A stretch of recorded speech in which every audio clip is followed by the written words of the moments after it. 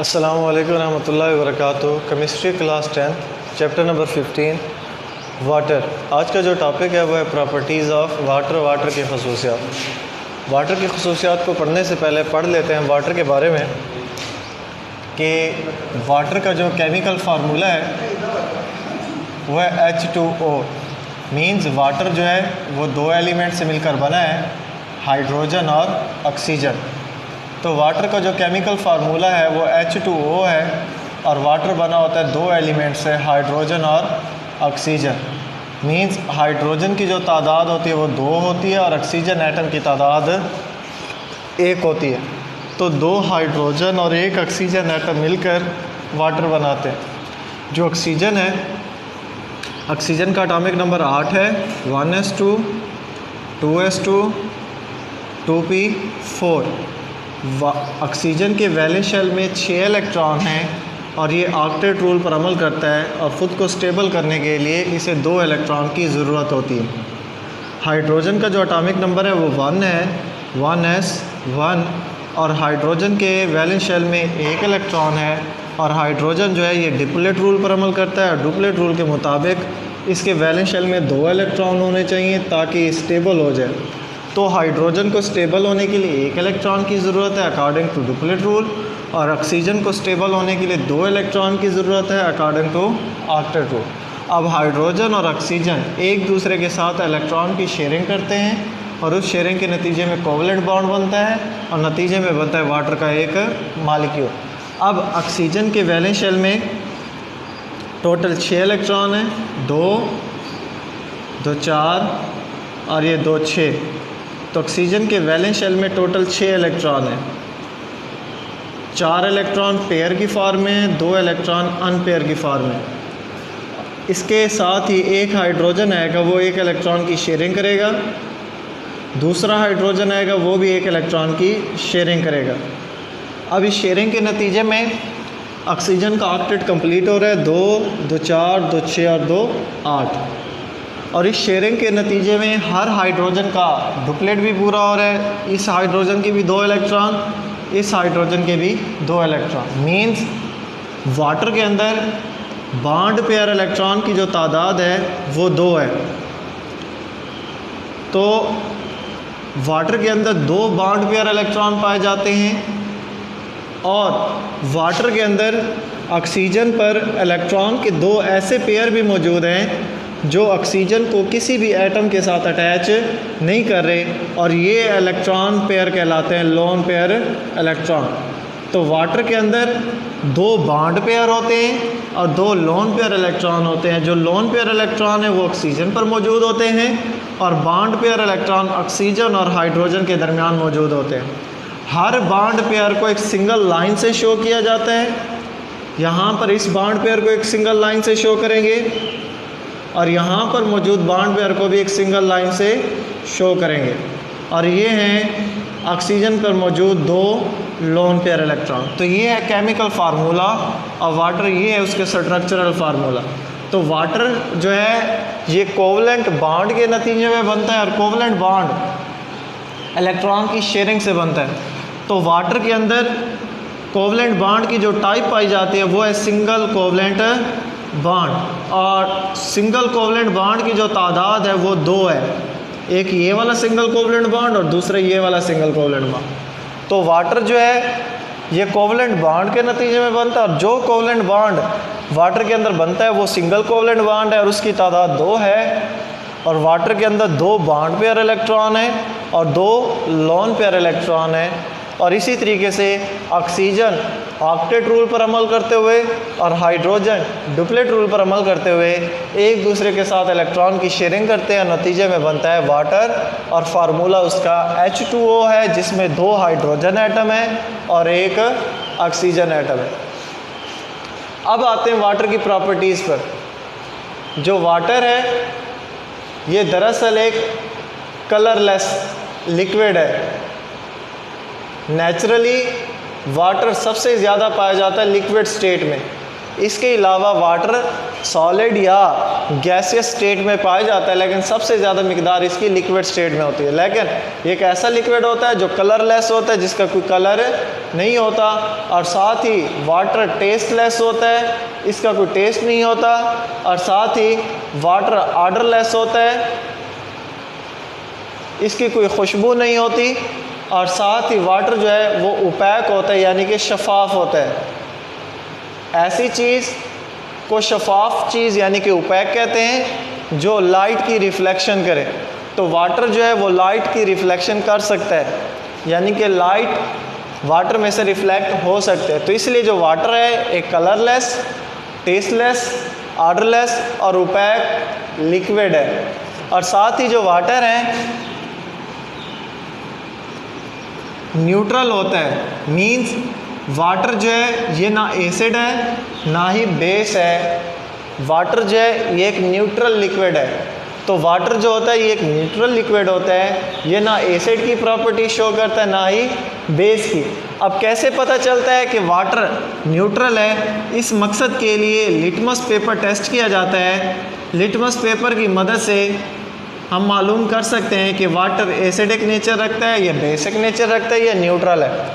तो जब हम रेड कलर का या ब्लू कलर का लिटमस पेपर लेते हैं और उसे पानी में डुबो देते हैं, और जब उसे हम निकाल कर उसे खुश्क करते हैं, तो खुश्क करने पर उसका कलर चेंज नहीं होता। रेड का कलर रेड ही रहता है, ब्लू का कलर ब्लू ही रहता है, जिससे ये ज़ाहिर होता है कि वाटर जो है ये न्यूट्रल है। अगर वाटर एसिड होता तो वो ब्लू कलर को रेड में चेंज कर देता, अगर वो बेस होता तो ब्लू को रेड में चेंज कर देता। लेकिन ऐसा कुछ नहीं हुआ, वाटर ने लिटमस पेपर के कलर को चेंज नहीं करता, इसलिए जो वाटर है वो न्यूट्रल होता है। और साथ ही वाटर का जो मेल्टिंग पॉइंट यानी कि फ्रीजिंग पॉइंट है, वाटर का फ्रीजिंग पॉइंट जो है वो 0 डिग्री सेंटीग्रेड है। मींस 0 डिग्री सेंटीग्रेड पर जो लिक्विड वाटर होता है वो सॉलिड वाटर में चेंज हो जाता है। और वाटर का जो बॉइलिंग पॉइंट होता है, यानी कि जिस टेम्परेचर पर ये लिक्विड से वेपर्स में कन्वर्ट होता है, वो बॉइलिंग पॉइंट है 100 degree centigrade. Means water 100 degree centigrade temperature पर लिक्विड से वेपर्स में चेंज होना शुरू हो जाता है। फिर उसके बाद वाटर की जो डेंसिटी है, डेंसिटी मींस इसकी कसाफत। डेंसिटी दरअसल मास पर वॉल्यूम को कहते हैं। Ratio between mass and volume is called density. Density को डी से शो किया जाता है, मास को एम से, वॉल्यूम को वी से। वाटर की जो डेंसिटी है वो 1 ग्राम पर डेसीमीटर क्यूब। तो वाटर की जो डेंसिटी है वो 1 ग्राम पर डेसीमीटर क्यूब है, और डेंसिटी जो है वो मास पर यूनिट वॉल्यूम को कहते हैं। तो डेंसिटी जो वाटर की है, यानी कि जो पानी का भारीपन है, पानी की जो कसाफत है वो 1 डेसीमीटर क्यूब है। वाटर जो है ये एक यूनिवर्सल सॉल्वेंट का काम करता है। यूनिवर्सल सॉल्वेंट कहते हैं एक ऐसी चीज़ जो कायनात की तकरीबन तमाम चीज़ों को अपने अंदर डिज़ोल्व कर दे। तो जो वाटर है ये कायनात के तकरीबन तमाम ऑलमोस्ट ऑल मिनरल्स, तो ये कायनात में पाए जाने वाले तमाम मिनरल्स को डिज़ोल्व कर सकता है। इसलिए वाटर जो है ये एक यूनिवर्सल सॉल्वेंट का किरदार अदा करता है। तो वाटर जो है ये एक यूनिवर्सल सॉल्वेंट है। It dissolve almost all the minerals present in the earth crust in it. तो ये कायनात में पाए जाने वाले तकरीबन तमाम मिनरल्स को अपने अंदर डिज़ोल्व करने की सलाहियत रखता है, इसलिए वाटर को यूनिवर्सल सॉल्वेंट कहा जाता है। उसके बाद वाटर जो है ये यूनिवर्सल सॉल्वेंट तो है ही, और यूनिवर्सल सॉल्वेंट के साथ साथ ये तमाम आयनिक कंपाउंड को भी और तमाम कोवलेंट कंपाउंड को भी अपने अंदर डिज़ोल्व कर सकता है। फिर उसके बाद है वाटर की specific heat capacity. Specific heat capacity क्या होती है कि वाटर अपने अंदर मखसूस मिकदार में हीट को अब्ज़ॉर्ब कर सकता है। तो वाटर के जो मालिक्यूल हैं ये अपने अंदर हीट को ऑब्जॉर्व करने की एबिलिटी रखते हैं and this property is called specific heat capacity. Specific heat capacity is the property in which water absorb heat, एक ऐसी प्रॉपर्टी जिसमें वाटर जो है अपने मॉलिक्यूल में हीट को ऑब्जॉर्व कर लेता है। इस प्रॉपर्टीज़ को नाम देते हैं स्पेसिफिक हीट कैपेसिटी। और वाटर की जो स्पेसिफिक हीट कैपेसिटी की जो वैल्यू है वो 4.2 जॉल पर ग्राम पर केल्विन, पर ग्राम पर kelvin joule is the unit of specific heat capacity. जो वैल्यू है वो 4.2 है। अगर इस वैल्यू को समझना चाहें तो हम वाटर को कंपेयर करते हैं स्टोन्स के साथ, पत्थरों के साथ। तो अगर हमें इस वैल्यू का मालूम करना है कि ये वैल्यू दरअसल कितनी होती है तो वाटर को कंपेयर करें स्टोन्स के साथ। मीन्स वाटर जो है ये स्टोन से 6 टाइम ग्रेटर हीट अपने अंदर स्टोर कर सकता है, यानी कि पत्थर जितनी हीट अपने अंदर स्टोर करते हैं उससे 6 गुना ज़्यादा हीट वाटर अपने अंदर स्टोर कर सकता है और वो वैल्यू है 4.2 जॉल पर ग्राम पर केल्विन। तो अगर इस वैल्यू को समझना है कि ये वैल्यू कितनी है तो वाटर का कंपैरिजन स्टोन्स के साथ कर दें। स्टोन्स पत्थर जितनी हीट अब्जॉर्व करते हैं उससे 6 गुना ज़्यादा हीट वाटर अपने अंदर अब्जॉर्व कर सकता है। तो वाटर जो है, वाटर के जो मॉलिक्यूल हैं वो एक स्पेसिफिक डिस्टेंस पर एक दूसरे के पास पाए जाते हैं, उनके दरमियान एक मखसूस फासला होता है। और वाटर के जो मॉलिक्यूल हैं मखसूस फासला तो रखते हैं लेकिन उनके दरमियान एक फ़ोर्स होती है जो उन्हें अटैच कर देती है। This force is called intermolecular force. और वाटर के अंदर जो इंटरमोलेकुलर फोर्स होती है वो वीक होती है।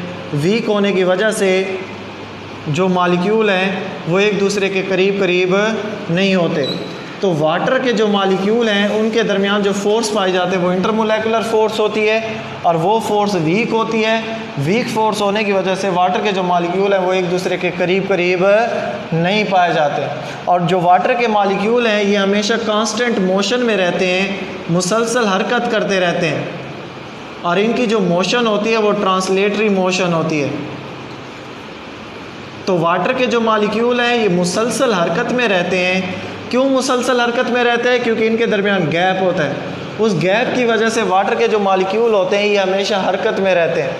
तो उस हरकत की वजह से वाटर की जो मोशंस होती है वो ट्रांसलेटरी मोशन होती है। तो वाटर के मॉलिक्यूल हमेशा हरकत में रहते हैं। अगर वाटर के मॉलिक्यूल्स के रास्ते में कोई रुकावट आ जाए तो वाटर के जो मॉलिक्यूल हैं ये मुसलसल हरकत करते रहते हैं। अगर इनके रास्ते में कोई रुकावट आ जाए तो वो रुकावट इनकी मोशंस को डिस्टर्ब कर सकता है। तो ये दरअसल एक हर्डल है और ये हर्डल वाटर के मॉलिक्यूल को हरकत करने से रोक रहा है। तो वाटर के जो मॉलिक्यूल हैं ये मुसलसल हरकत में रहते हैं और अगर उनके रास्ते में, उनके हरकत के रास्ते में कोई रुकावट आ जाए तो वो रुकावट इनकी हरकत को मुतासर कर सकता है। तो वाटर क्या करता है? वाटर इस हरकत को ख़त्म करने की कोशिश करता है। कैसे? कि ये इस रुकावट के साथ बार बार टकराता रहता है ताकि ये रुकावट वहाँ से हट जाए और वो जो हरकत है वो वैसी की वैसी जारी रहे। तो वाटर जो होती है, वाटर के मोशंस के रास्ते में अगर कोई रुकावट आ जाए तो वो उस रुकावट को ख़त्म करने की कोशिश करता है और इस प्रॉपर्टी को नाम देते हैं सरफेस टेंशन। तो वाटर के जो मॉलिक्यूल हैं वो हमेशा हरकत में रहते हैं। अगर उनके हरकत के रास्ते में कोई भी रुकावट आ जाती है तो वो उस रुकावट को ख़त्म करने की कोशिश करते हैं। This property is called surface tension. और सरफेस टेंशन की जो डेफिनेशन है वो ये है, ability to show resistance in its motion. Water की अपने हरकत के रास्ते में आने वाली रुकावट के ख़िलाफ़ जो मज़ामत है, इस मज़ामत को नाम देते हैं सरफेस टेंशन का। तो surface tension is the ability to show resistance in its motion. तो अगर वाटर के रास्ते में कोई भी रुकावट आ जाती है, हरकत के रास्ते में कोई भी रुकावट आ जाती है, तो उस रुकावट के ख़िलाफ़ मज़ामत इख्तियार करता है और इस प्रॉपर्टी को नाम देते हैं सरफेस टेंशन। और इसी सरफेस टेंशन की वजह से जो पानी है वो पौधों की जड़ों से पत्तों तक पहुंच पाता है। अगर हम पौधे को देखते हैं तो पौधे का कुछ हिस्सा नीचे की तरफ होता है और कुछ हिस्सा ऊपर की तरफ। नीचे वाले हिस्से को रूट सिस्टम कहते हैं। जो रूट्स होते हैं, रूट्स के अंदर ट्यूब लाइक स्ट्रक्चर्स होती हैं और उन ट्यूब लाइक स्ट्रक्चर को नाम देते हैं जाइलम ट्यूब्स का। तो वाटर क्या करता है?